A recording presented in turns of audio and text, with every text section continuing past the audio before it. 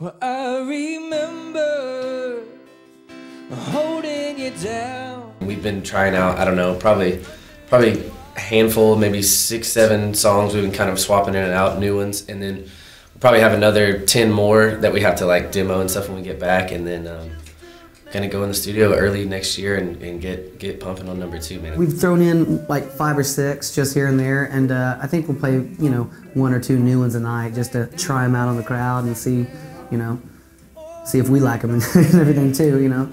Yeah, because you really learn a lot about songs playing them live. That's, you know, for some reason, something about being in front of people and like having people react to it. You know, like you really learn a lot, like about what's working and what's not, and what to. There's an instant change. It's judged in an instant. You're like, okay, that part definitely doesn't work. You can feel the energy sucked out, or like that part's great. You know, you can feel everyone get, you know, amped up on that one part. So it's good. It's good to have that luxury. Yeah, or even honestly, if you're like, you know, like I'm really not feeling that great about this song, and then the people who've never heard it are just like having a great time dancing along to it and yelling, then I'm like, okay, well maybe we're onto something. It's been fun to kind of try them out and work out the kinks live, because we didn't have that opportunity last time really. Like we would just kind of like, we weren't touring as much. Giles County is too small for me.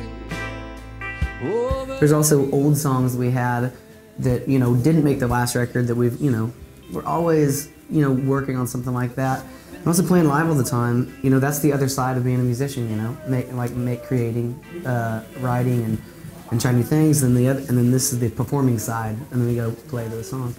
I think when we played some of the songs live after the record came out, it's like, man, you know what? I wish we would have done this, or I wish we would have gone double time on that part, like we do it live now. So it's kind of cool to get to be able to work some of that stuff out. That's a slippery slope. You know? If you start I think every band, if you ask every band, like, man, I wish we would have played this different or that different. Like once you finish it, you just have to like say, that's it, man. That's out of my hands. Like that's the record we made, and let's move on. But it's not Star Wars. It's not like you can just go back and there's no, we can't re-release it and color correct it every 15 years.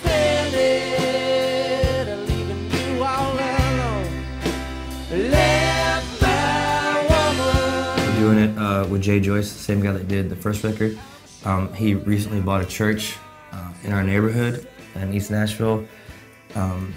Fully ordained. It's right next to like all of our favorite restaurants and bars, which is good and bad.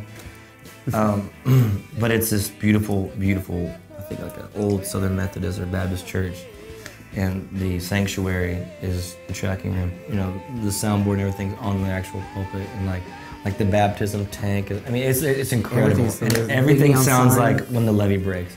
He's got the big neon cross like out front and everything. It's great, man.